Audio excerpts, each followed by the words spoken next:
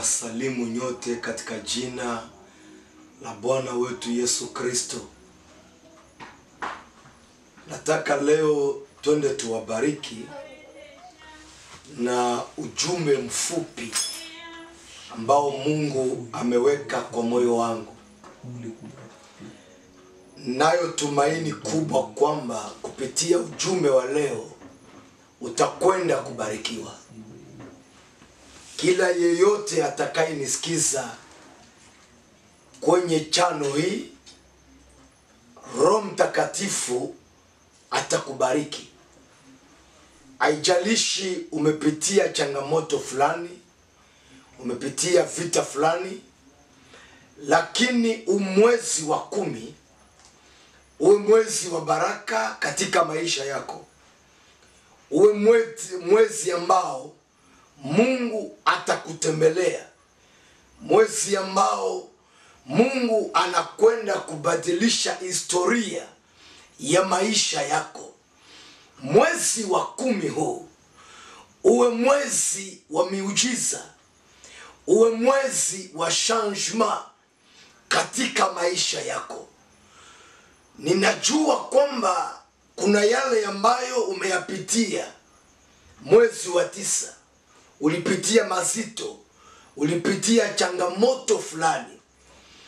Unasijua mwenyewe vile vita ulipitia.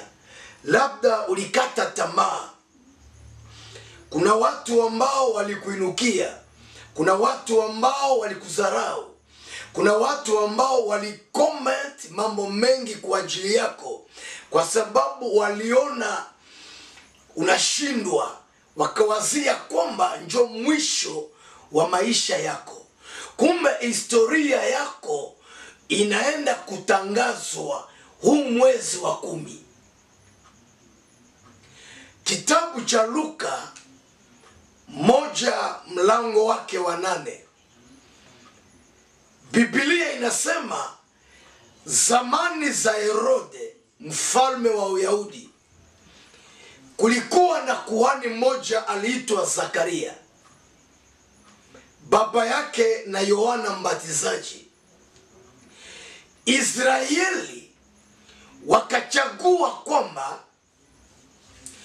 wapate kuhani ambaye atakaye waongoza. Zakaria akateuliwa na Wayahudi kuwa kuhani mkuu.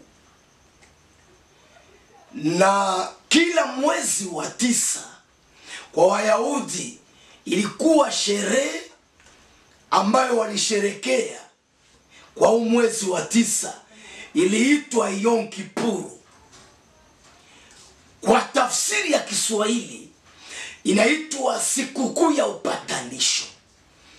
Sasa desturi ya kuhani, kila mwezi wa 9 kwa Wayahudi ilibidi kuhani aende hekaluni kufukiza uvumba.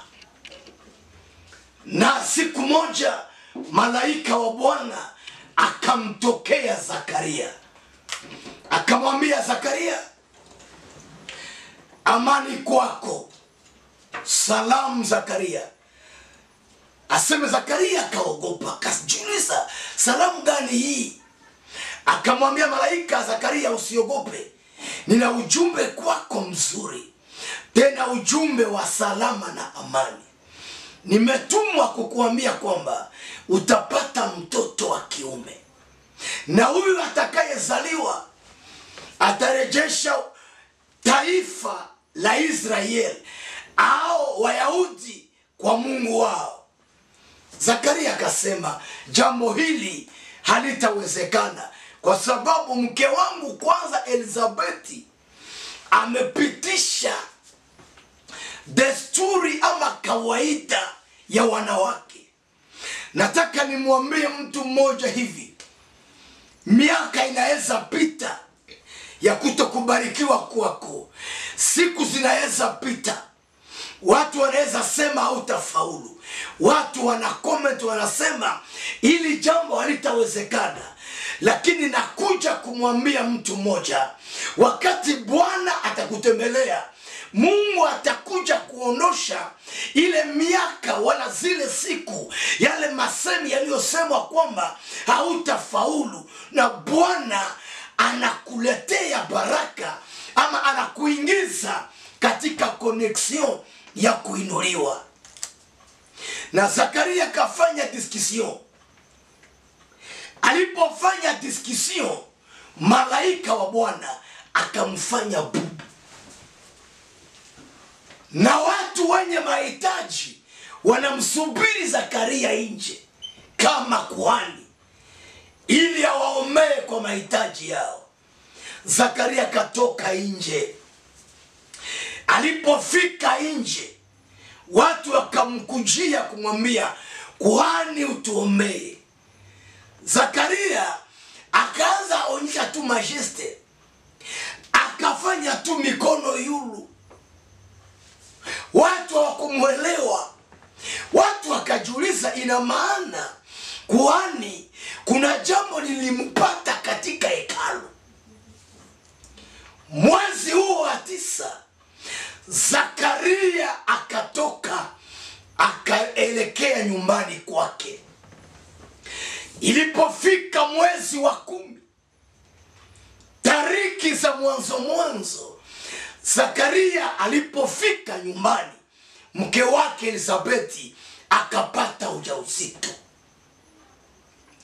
Na kuja kumwambia mtu mmoja hivi, yale ambayo wanadamu walishindwa kukupatia, yale ambayo wanadamu walishindwa kukufanyia, kuna mmoja anaitwa Emmanuel, Jehova Nisi, atakutendea kinyume ya kawaida.